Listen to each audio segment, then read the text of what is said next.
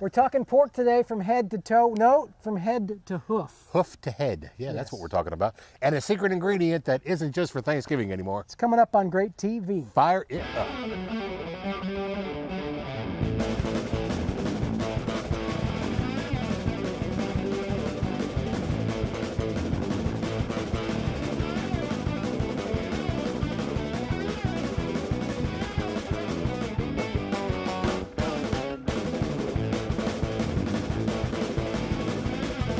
Here we are. What am I saying? Beautiful day. From the birthplace of American barbecue, it is great TV. We're in the Low Country, South Carolina, Mount Pleasant, South Carolina. Let's see if I can do this.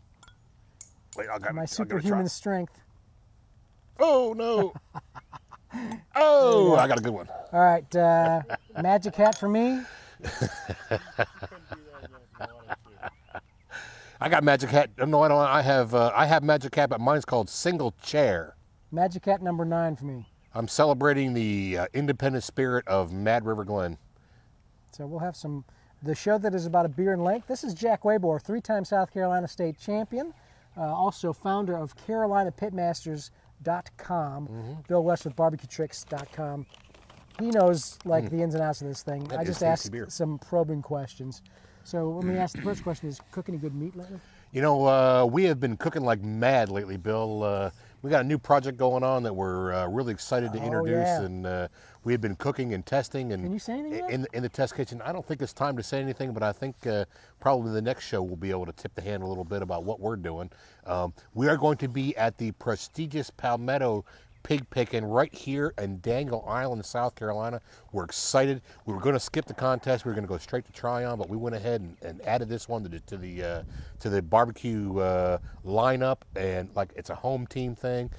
You know, we live right here, and we are very excited that we put this one on the schedule, and very excited about what we'll be doing out there. We'll not only be cooking, but we're going to have another project that we're doing as well, and we are just beside ourselves. And Bill West himself terrified right now. Will be cooking the whole KCBS contest as well as the backyard competition.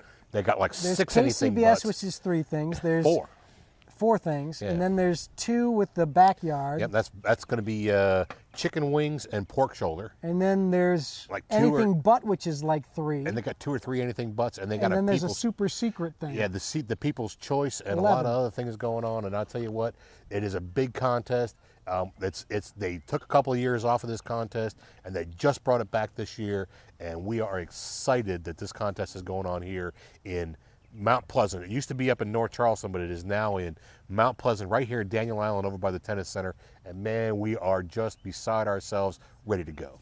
I'm excited to try brisket because it's been a long time. It's been a long time. I've never competed at brisket. Is the trick, and I got to tell you, we should probably throw a plug in for the Sertoma people. They're the ones putting it off. Tommy Brush and the Sertoma gang, and you know, the Sertoma has been in Charleston doing this for a long, long time. It used to be called the Palmetto Pig Picking. This, I don't know that it's officially called.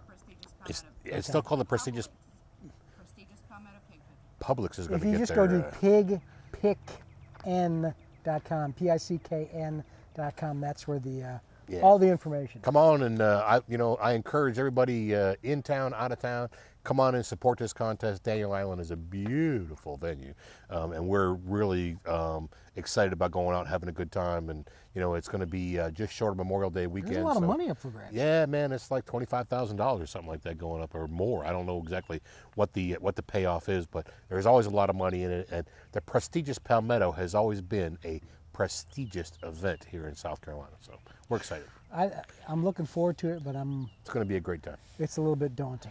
Yeah, you'll this be all weekend. Right. Hang with me, you'll be probably fine. Going on right now as you're watching this. Let's look at today. Last week we talked about the cuts of beef. Cuts of beef, yes we did. How about the pig? Well, pig, you know, animals are animals as far as it goes, but pig is called other things. A foreleg on a pig is called the picnic ham and the Boston butt. They go together to make the whole shoulder, and it cuts at the knee, and below the knee is called the hock, and I believe the British call it a trotter below that. Yeah. And then as you move on back the pig, you had the ribs, And of course, we all are very excited about pork belly, and I think we'll be showing some pork belly here today somewhere Yep. along the way. And pork belly is what you make bacon out of. And then as you move on back, you get into the ham. Of course, on the cow it's called round. On the pig it's called ham. Now, everybody thinks that when you go to the store and buy a ham, you get this cured piece of meat that tastes like traditional ham. But ham is actually a part of the animal. It's the back leg, the back, upper end, more like the rump of the big slab of rear end. And it's very lean. Hogs do a lot of rutting around, but they do a lot of work on their back legs. They don't do a lot of work on their front legs. So the front leg is very fatty, very tender. And so when you cook a green, like you've called it a green ham, it's a green ham. before, That's what we call it. That big top of the back leg. Right. Does that make? And I've never actually been able to cook a whole ham like that, smoke it. Does that make like a really white type meat? Yes, it does, and it's very lean, very. It is, in my opinion, it's difficult to cook correctly. But I'll tell you what, it is a great piece of meat to cook for slices of pork. And if you're going to do something like a Cuban sandwich, or you're going to slice some green ham down, it really is good stuff. As you move off of that, you're going to get into the loin, and of course, the tenderloin is the tenderloin, and the ribs are actually in there too. When you cut a pork chop is actually a T-bone steak. Has the one side is the New York strip and one side is the tenderloin. They don't call it a New York strip in a pig, of course. They call it the loin of the hog at that point in time. So it's all there, and then as you move on across the down the hog, and you get the ribs, and then first you get the baby backs, and then on down the rib you get the spare ribs, and then when you run out of room, basically you get rib tips, and then you get pork belly. I'll try and find that shot we have of the loin, but it's a big tube of pork. Now the picture shows like almost the whole big half a rib cage. Yeah. Is that basically what's underneath? Yeah, that? it's what's underneath that rib cage. Well, up underneath the rib cage is where the loin is, and then on the other side, and up underneath, on the other side of the bone, up underneath the spine, is where the tenderloin is. And the tenderloin is, without a doubt, because it's up high in the hog, and that's where the term high in the hog comes from, because it's up high in the hog, that's where the most tender meat is, because it just doesn't, there's no muscle to be used up in there. It just doesn't, so it's extremely tender. It's flavorful. It takes on a lot of good flavor as well. You can marinate it in teriyaki or a dressing of some kind, and it really is a good piece of meat, especially the tenderloin. I like to see tenderloin grilled rather than smoked. And fairly lean, right? Fairly lean. Good stuff. Good. Lots of from head to toe, and of course you got the jowls and you got all the parts of the hog, trotters and all that stuff. But they say they use everything but the squeal on a hog, and it's true. You can use just about everything on a hog for some reason or another. You can buy. It's different that when you're talking about beef, they grind beef and they make different things out of what's left over. But a hog seems to have all the parts seem to be used for something. Pigtails and greens is good. Pig ears and greens is good. I see a lot of out in the country stores. You'll see snouts out there. They'll put that in there. We talked vegetables in their greens. The neck of the cow last week. I mean, is that what hog jowls is? No, hog jowl is up underneath the jowl up in here, and that is considered by many to be the delicacy of I don't know the if hog. I can do that. Oh, Bill, if you've Really? never tried hog jowl, you need to try it sometime. It really is. What's the texture like? It's just as tender as it can be. It's Really? Yeah, it's really, really good. And I hope my buddy Big Jim is watching. We cooked a hog one time with the head on, and he was supposed to get his piece of the jowl meat, and I went in there, and because I cooked the hog, I figured it was mine to take, and I went in there and slid that piece out. And to this day, that was 10 years ago, and to this day he is still mad because I scooped the jowl meat out of there and ate it, and he didn't get anything, and he still tells me about it regularly. If we can get the jowl meat going. Sorry, Jim, it had to be done. All right, so speaking of all those hog parts, let's get to our great plate today, sent in by Will. Will, look at this. Pork belly. Belly made into bacon, and I have been home cured and smoked bacon. I have been dying to get a hold of a piece of pork belly. I'm trying to get a good source here in South Carolina, and I can get it. I can't get it from a local cutter. I have to order it and bring it in. But it's something that I've just been. I really, really, really want to do it.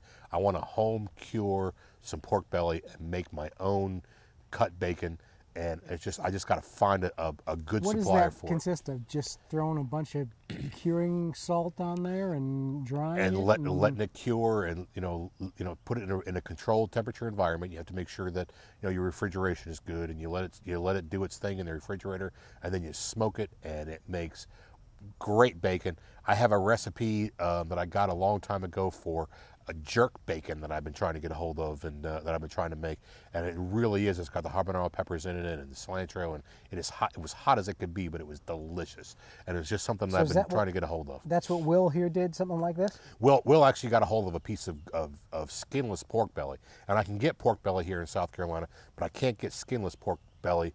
And I think my preference would be to get to a skinless pork belly, because I think the smoke and the seasonings would penetrate into the pork belly better, into the fat and lean and in that better. So if I'm going to buy pork belly and I want to do it that way, I'm going to have to take that skin and that top layer of fat off, and I won't be able to do much with it. I'll be able to use it for seasoning or something along those lines. But I just don't want to. I can't bring myself to incur the expense, and I'm going to break down. I'm going to do it. I'm going to buy myself a piece of skin on pork belly. I'm going to trim it out, and I'm going to make myself some homemade bacon, and I'm going to use Will's recipe. And if you want Will's recipe, hit me at jack@greattv.com, and I will send it along, and Will will be happy to share it with you. That's a lot of work. It's really not as much work as you think. You put the seasoning on the pork belly, stick it in the refrigerator for 4 or 5 days, turn it around a little bit, and then throw it in the smoker and smoke it. I'll talk to Oscar Meyer. Yeah, you can, hey, it's all a matter of what you want to do. So Will here, I'm excited from as you can Cheek Toga, outside of Buffalo, and 5.5 hours on the Weber Smoky Mountain cooker. I don't know. At least that was the. Oh, this is a different picture. Yeah. Here's a chicken from Will on the 5.5 hours on the Weber Smoky Mountain cooker. That's the there you go. Cheek Towaga. A chicken from Cheek Towaga, 5.5 hours. That's not Will. Will lives in Japan. Actually. That's right. Will did the pork belly. Yeah, Will did the pork belly. He's in Japan? He lives in Japan. Really? He does. How do I get this stuff Was he out of watching from Japan? He does check in every once in a while, but Will is on one of my favorite barbecue chat lists, if you want to call it that, and he takes pictures of everything that he does. And I got to tell you, Will makes some fantastic looking food all the time. And I told him I was going to barbecue nerdy. That's right. All right. Well, it looks real good, all of it. Yummy. Let me ask you, since we're talking about pork belly, I don't think I'll ever have the opportunity to ask you again. When you get a whole hog and that belly portion, what do you do? The nipples aren't like a big deal? No. Only if you want to make them a big deal, Bill. I'm uncomfortable with that. And you should be uncomfortable with that, Bill, because pork nipples aren't something that, I'd imagine you could probably take them and throw in some hot grease and fry them up. It might be good, but what do I know? But, I mean, that's the bacon part? Is that the same? It sits underneath. Pork belly sits up underneath the ribs, on the bottom side of the ribs. The bottom side. But, I mean, it all cooks down. I mean, I remember thinking that when we're putting the whole hog on the grill, but then by the time it all cooks down, you really don't notice it. So I kind of forgot about it until now. So glad you forgot about it. Let's get to our gadget. That's an awesome here question, today. by the way. I did never. Well, this is our gadget. One of the gadgets today. We're talking about sharpening knives and a sharpening steel. This is. I'm not going to demonstrate it. I'll let you demonstrate it. We did get an idea for a show. Somebody sent us in not a letter, but an idea for a show to talk about knife sharpening. So we're going to go ahead and start doing a little bit of knife sharpening techniques and everything. And of course, Bill asked me to bring the knife roll. This is my knife roll that I carry with me wherever I go. It has everything you need in it to do things. And basically, this is a hand kind of gadget that you sharpen knives with. And I'll take out one of my knives here. And basically, you set this down on a surface, and then you just pull your knife straight on down, just like that. And you just keep on. You do that 2 or 3 times, and you're ready to go. And then after you get your knife sharp, a pretty sharp knife to begin with, then all you should have to do is use your handy dandy steel and just run this knife down a steel a couple of times to keep it straight. Now all steel does, when you're using a knife and you use it on a regular basis, every time you hit the board, you're bending the edge of your knife a little bit. So, and a steel, when you rub a blade down your steel, all it does is straighten out that edge so it comes straight. A steel won't sharpen your knife, but it'll keep your knife sharp. Okay. Does that make sense? Yep. So and the main thing with the steel is to keep the even number of passes. Oh, yeah. And all you're doing when you hit a steel is straightening out the edge, because every time, and I cut meat for a long time, and when you're making a living, cutting things, every time you hit that board with your knife, the edge of your blade bends just a little bit. So while we're working, we're all the time picking up the steel and hitting it across the steel a couple of times to straighten the knife back out again. Now there's going to come a time when you're going to have to sharpen your knives. My day was Wednesday. Every Wednesday morning I went to sharpen my knives. I did it once a week, and you sharpen them up as sharp as you can make it. And we'll go through the techniques of sharpening a knife and how you get a knife sharp and the proper angles and so on and so forth. But this is not really a high quality knife. I keep it in my knife roll. I have some really good knives in this roll. I don't use a chef's knife all that much while we're out doing the barbecue thing.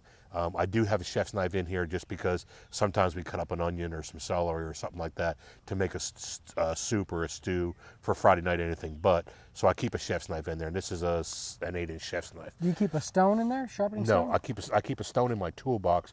Actually, I keep one of these in my toolbox because this will sharpen a knife right up. Okay. So that does as good as a stone? No, but it's almost as good. Okay. I like this little gadget right here, and I promote this. Like I said, I got one in my toolbox. We'll find a link to it. I got one as a gift a while back. Yeah, so. and it's a good little piece. I'll just make sure when you're using it, you're holding it correctly. Set it on a good solid surface, while you're doing it, and make sure that you're being careful, because they get sharp. Knife will get sharp, and it'll put a hurt to you. I will say this: a dull knife will hurt you more than a sharp knife will every time, because it always seems like when you're using a dull knife, you're trying to force something rather than it doing what it's supposed to do. And once you start forcing things, that's when things push around a little bit, or slip, or something along those lines, and that's when you start having problems with cutting yourself. So in your days as a butcher, here comes the question. how bad did you cut yourself? I cut the end of my finger off one time. Really? Yeah. And it was my fault. I wasn't watching what I was doing. So. Wow. Pay attention when you're using sharp instruments. Pay attention, especially if you're using a saw. And I got to tell you, I have a really cool bone saw. So, and I'm looking forward to bringing that to the show and showing that as well. We'll do the actual sharpening stone and then the bones. I got all the cool stuff that goes with sharpening knives. So. We're talking about secret ingredients, and real quick, our secret ingredient this week, we said, is not for Thanksgiving anymore. It is not. We are using today as a secret ingredient, jellied cranberry sauce is the secret ingredient of the day. You want to show that to the camera over there so everybody can take a look at it.